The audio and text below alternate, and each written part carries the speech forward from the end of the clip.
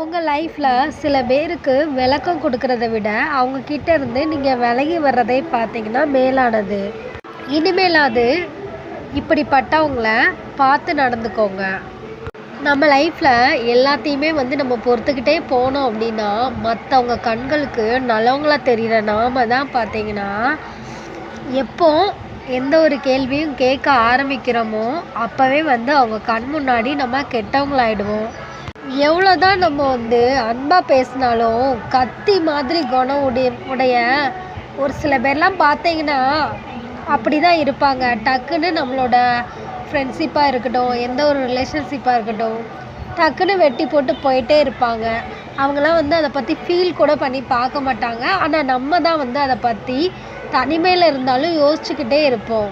நல்லா யோசிச்சிங்கன்னா தெரியும், அப்படிப்பட்ட ஒரு சுச்சுவேஷனில் நீங்கள் நம்ம தனிமையில் இருக்கிறோமன்னு யோசிக்க மாட்டீங்க. இப்படியாப்பட்டவங்களையா நம்ம இவ்வளோ நாள் நல்லவங்க நினச்சி பழகணும் அப்படின்னு அவங்கள பற்றி மட்டும்தான் யோசிச்சுட்டு இருப்பீங்க. ஸோ நம்ம லைஃப்பில் நம்மளை காயப்படுத்தினவங்கள விட தனிமை என்றைக்குமே கொடுமையான விஷயம் கிடையாது அப்படின்றத ஞாபகத்தில் வச்சுக்கோங்க. நம்மளோட லைஃப்பில் பார்த்தீங்கன்னா நிறைய பேர் நம்ம கூட கொஞ்ச நாள் தான் பழகியிருப்பாங்க. ஆனால் பார்த்திங்கன்னா அவங்க நம்மளை பற்றி ஃபுல்லாக தெரிஞ்சு வச்சுருப்பாங்க. ஆனால் ஒரு சில பேர் நம்ம கூட நிறைய வருஷக்கணக்காக பழகியிருப்பாங்க. அவங்க நம்மளை பற்றி இன்னும் கூட தெரிஞ்சு வச்சுருக்க மாட்டாங்க. அதே மாதிரி நம்ம ஒருத்தங்க மேலே அதிக பாசம் வச்சுருக்கோம் அப்படின்னா அதுக்காக நம்ம லைஃப்பில் என்ன வேணாலும் பண்ணலாம், என்ன வேணாலும் விட்டு கொடுக்கலாம், அதெல்லாம் தப்பு கிடையாது. ஆனால் என்றைக்குமே நம்ம தன்மானத்தை தவிர மீதி எல்லாத்தையும் விட்டு கொடுக்கலாம். ஆனால் தன்மானத்தை நம்ம விட்டு கொடுக்குற நிலமை வந்துச்சுன்னா கண்டிப்பாக அவங்கள விட்டுட்டு நம்மளுக்கு தன்மானம் தான் வேணும் முக்கியம் அப்படின்னு நம்ம முடிவெடுத்தோம் அப்படின்னா நம்ம கரெக்டான ஒரு வேலை போயிட்டு இருக்கோம் அப்படின்னு அர்த்தம். எந்த ஒரு இடத்துலையாவது நீங்கள் உங்களோட தன்மானத்தை இழந்து தனிமைப்படுத்தப்பட்டு தலை குனிஞ்சு நிற்கிறீங்களோ அந்த இடத்துல கண்டிப்பாக உங்களுக்கு தன்னம்பிக்கை கூட இருக்காது அப்படின்றது தான் நிஜம். ஸோ அப்படி ஒரு நிலைமைக்கு யாருமே உங்கள் லைஃப்பில் போயிடாதீங்க. தனக்கு பிடிச்சவங்களா தன்மானமா அப்படின்னு ஒரு நிலைமை வந்துச்சு அப்படின்னா கண்டிப்பாக ஃபஸ்ட்டு தன்மானம் தான் முக்கியம்.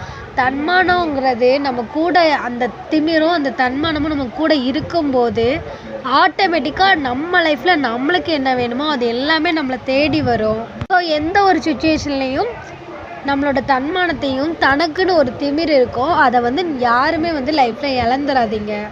அதே மாதிரி தன்னை மதிக்காதவங்களை விட தனியாகவே நம்ம கூட இருக்கிற நம்மளோட தன்மானம் ரொம்ப பெரியது.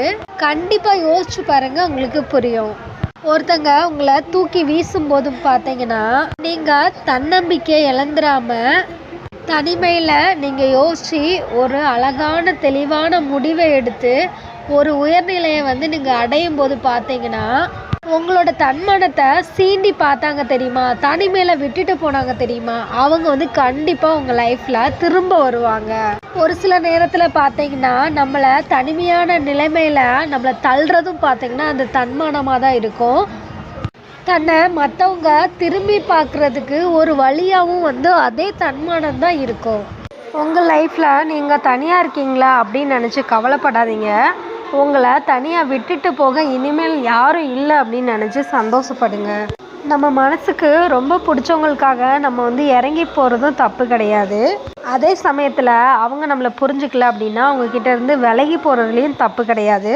உங்கள் வாழ்க்கையில் உங்களை விட்டுட்டு போன உறவு திரும்ப உங்களை தேடி வர்ற நிலமை வந்துச்சு அப்படின்னா அவங்கள வேண்டாம் அப்படின்னு முடிவெடுத்துருங்க.